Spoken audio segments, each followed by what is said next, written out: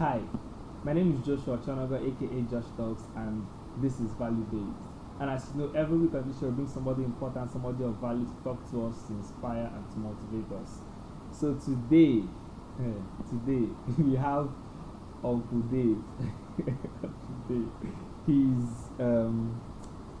He's too many things. And when we get into the show, you understand why there's nothing in particular I want to call him. Just that we have Uncle Dave here, the man that is behind all the value based you see, and he's a whole lot of other things. I will get to know as we start the show. Thanks for coming on the show today, Mr. Josh.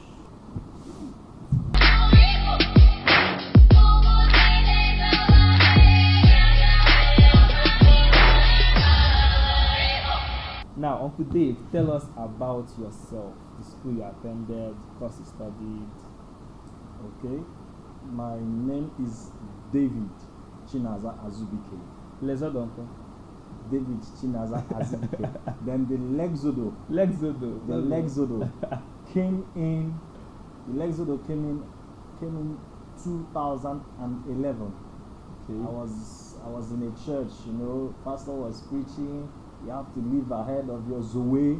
So I was like, what is Zoe? And I said that Zoe is a Greek language that means life. I said, okay. Pastor said you have to live ahead of your Zoe. And I said, okay. And I had to twist it. The Zoe, live ahead of your life. And I said, okay. Let me not use that word, Lehzodo. So that was how the name came in, Lehzodo. We have heard names in this show entire, Jesus. So I am a graduate of Abia State University. I studied in industrial physics, but funny enough, you won't see engineer in my name. I'm actually an engineer, but let's leave that for now. So I'm happily married. Yes. And the first married man on the show. And I have, but you won't know because I told you. And I have 2 bouncing kids. 2 kids, a boy and a girl. So. Alright. So what do you do exactly? What are the things that you do? Because it's not one. By the grace of God, God has blessed me with so much gifts. We're into professional music. We're into professional video production. We run music production, music video, film production, montage, special effects, all those stuff. We have so many things: special effects, montage, advert. That's why I said we are into video production majorly. So that video production is like a compound name where if you move into, you see other things inside there. We are also into professional stage sets, digital and analog, stage crane, professional lighting. That's one. Then also we have so many things. Also we are into drawing. But that one is inside. I don't want to start now. Maybe in the nearest future I will have to draw Mr. Josh. I will show it. We'll send it to Value so that people will see how ugly he is. Don't mind me, I'm just joking. He's our guy. No, anything is allowed on this particular episode. So we heard he does decoration, he does video coverage. Excuse me, not decoration. Sorry, stage sets. AKA decoration. Decoration sounds local. Yes, it sounds local. Just like the name that we know here. Yes. When we are growing up, we know decoration. So he does stage set, AKA decoration, lighting, photo coverage, video coverage, music production, montage. I mean, there are plenty. There are just anything that is media related. He's your guy. Alright, now, under the aspect of decoration, how do you get ideas for the decorations that you do? Because you do a lot of decoration. How do you get ideas for them? Like I said, it's in me. Sometimes I wake up in the night, I see myself having a pen and a paper and just drawing. That's the inspiration God gave me, the gift God gave me. Just see myself drawing. I draw. After drawing, I will now connect. Maybe as time goes on during the day, I will have to sit down. So I will start explaining what I drew on the paper. So that's one.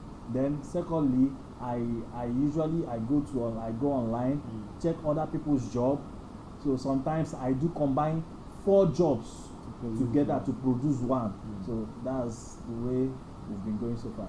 All right. Now, how did you manage to study industrial physics, and then among all the things you call that you do, there is nothing that is engineering related yet?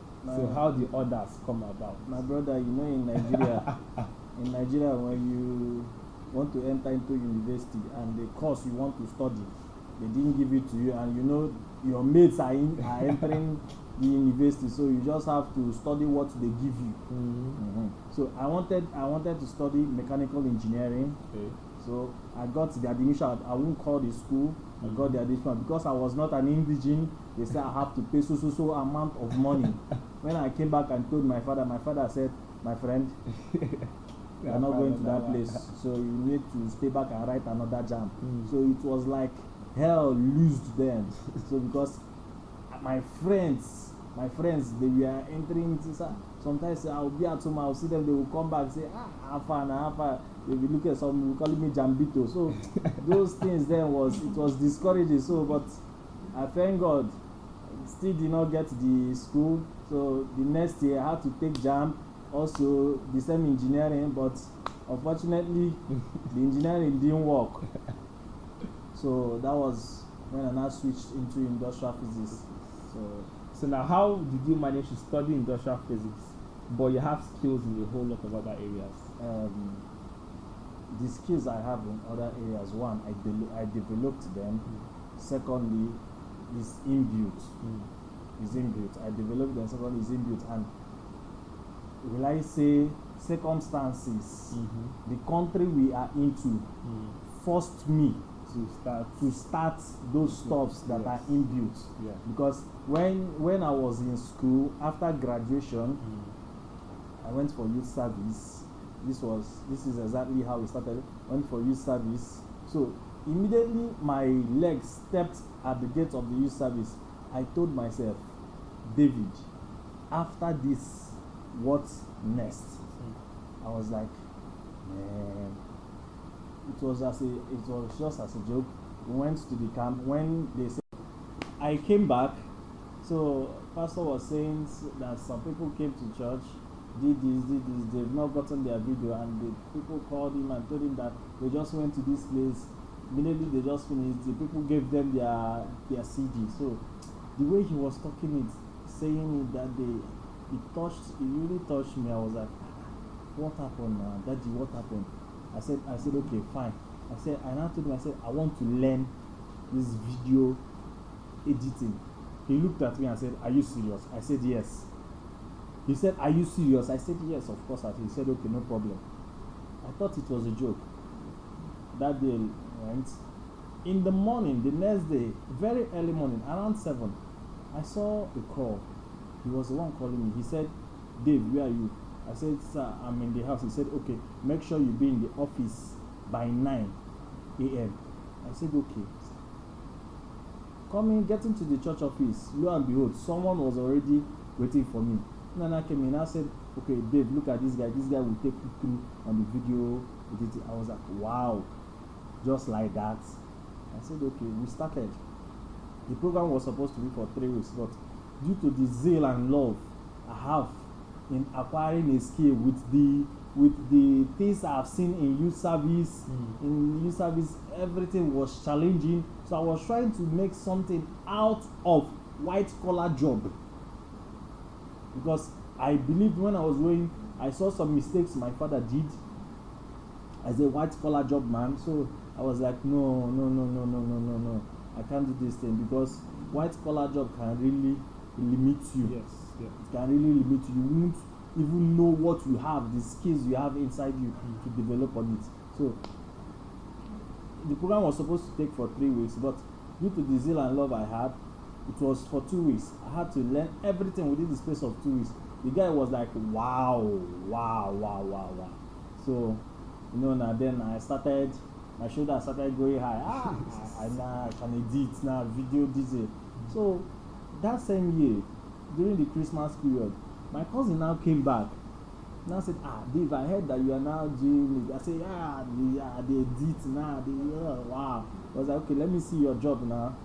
And I opened some of my job. And I looked at it, he laughed. And then what the guy taught me was pinnacle. Pinnacle 10, I did Pinnacle 16. That was what he taught me. My cousin laughed. I was like, why are you laughing now? He said, okay, wait, I should wait. He brought his system, played his work. He didn't tell me that it's his job, so he just played it. I was just looking at the whole stuff. I was like, which film is this? He laughed. He said he did it. I said, no. No. He said he's the one that did it. I said, how come? Is it with this Pinnacle? That was now when he now said no. That he did it with a software called Adobe Premiere Pro, After Effects.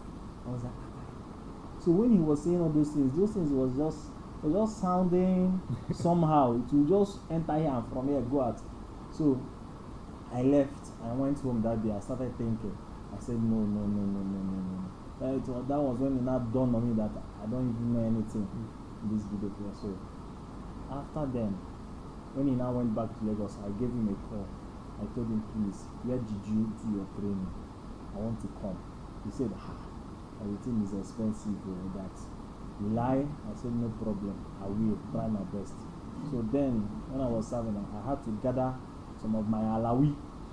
So with the help of my sister and brother, so and I came back and told my pastor that I want to further more on this stuff. He encouraged me. He said, that's fine, that's good.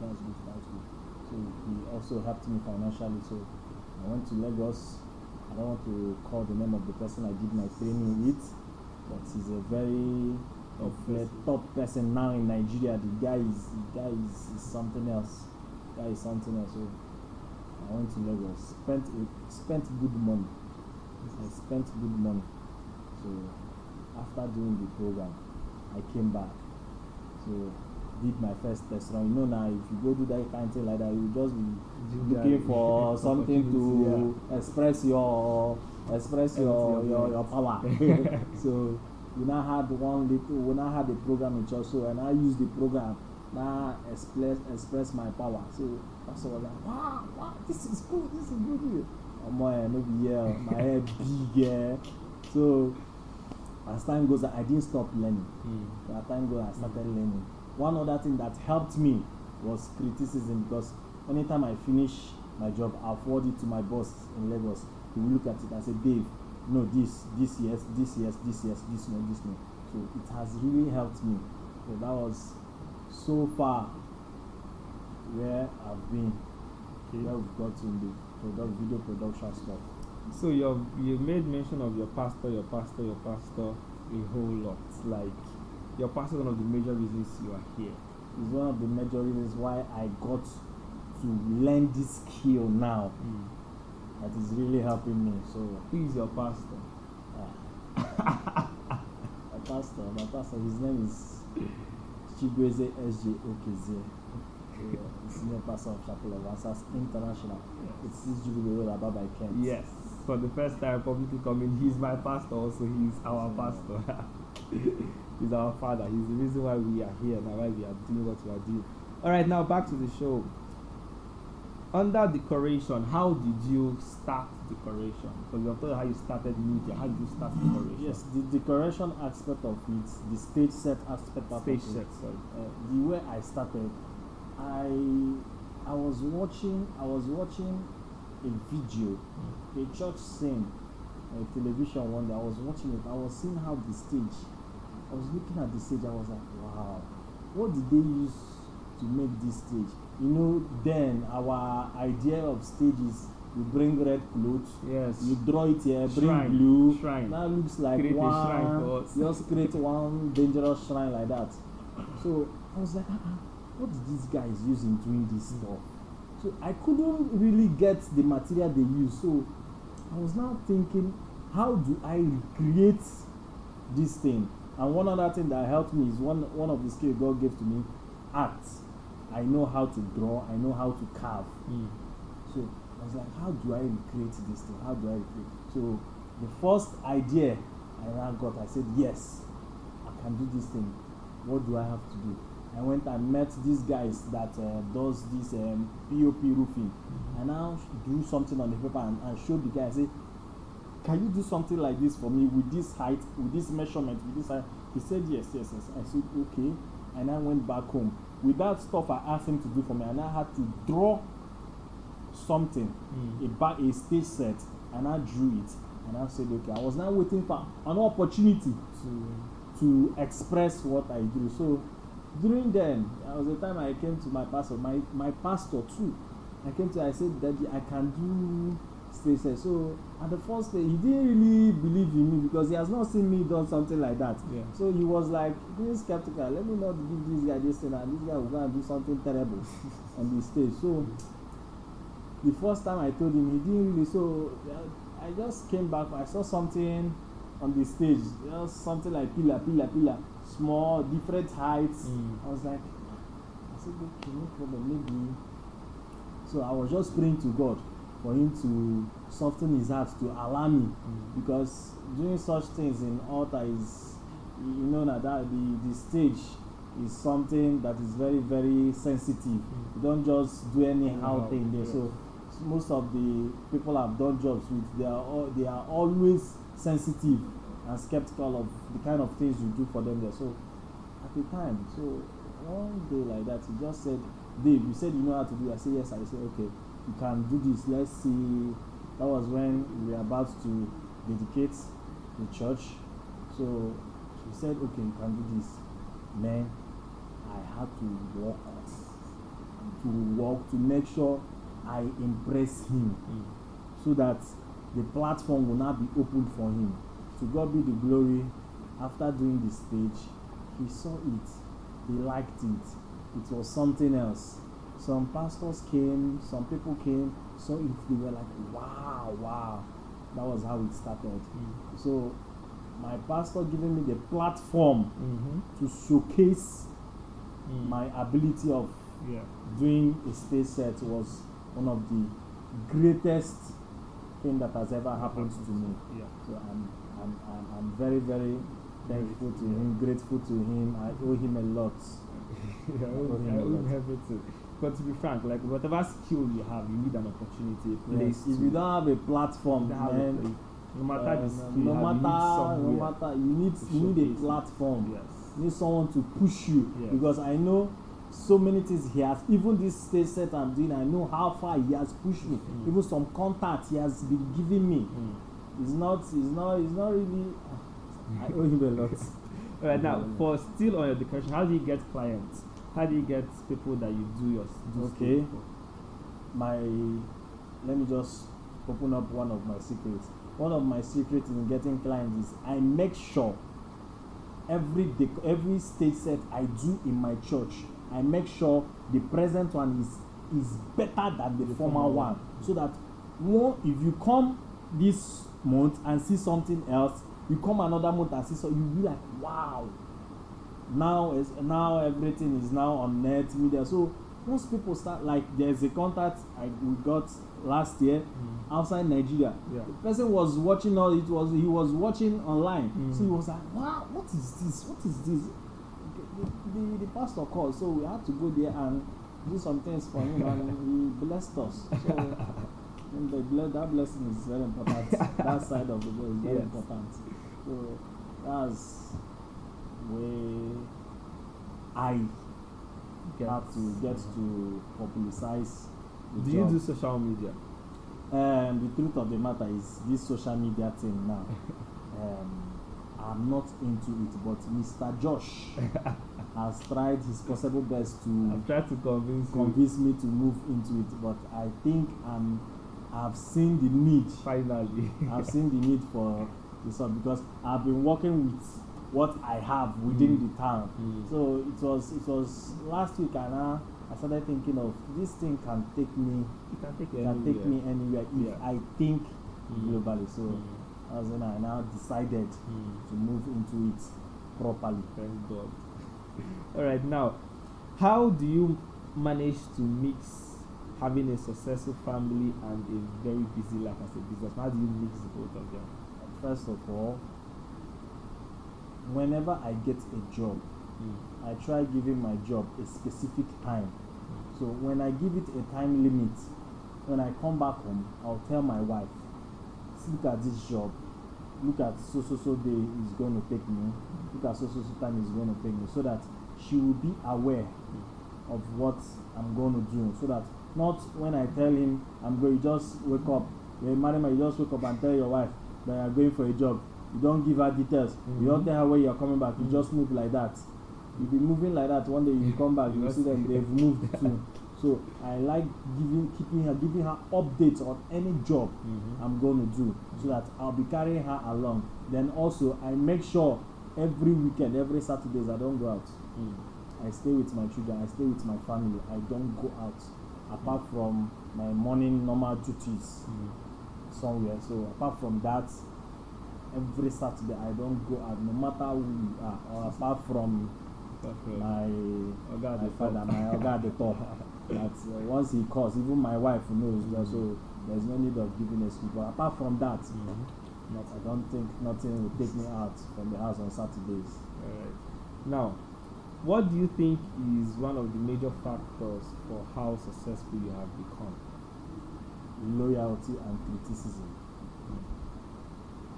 One, I'm someone that likes people to criticize my work. I like people criticizing my work. It makes me better. Once you come and I show you this is what I did, you say this thing is fine, no, but this thing here, this thing here. As you are saying, but this thing here, this thing here, I'm thinking on how to correct that thing you're trying to tell me that is wrong. So I don't see it as you're just trying to yab my work. No. I'm seeing it as if you are telling me, dude, you can do this thing, but you can do better than this thing. That is the way I see it. And don't be, will I say, funny enough, most of the criticism I've gotten are from people I'm even older than. So without you being loyal, you can't allow them. Even at some point, Mr. Josh has criticized my job. Maybe I might not have let him know, but criticize my job, and one way or the other, I will do one or two corrections. And after doing it, I will show him, he will still shout, wow! But he won't know that it is the criticism he gave to my job.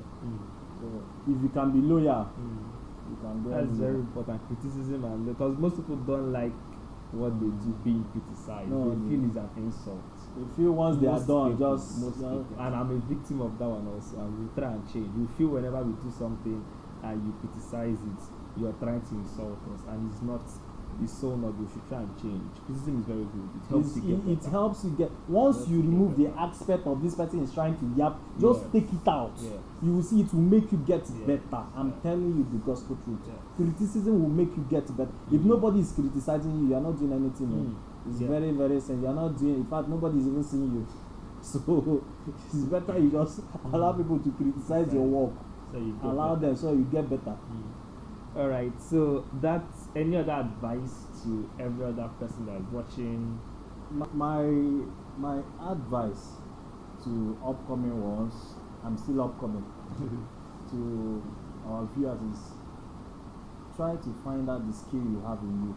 Don't wait for white collar job. Try to find out the skill you have in you. Develop on it.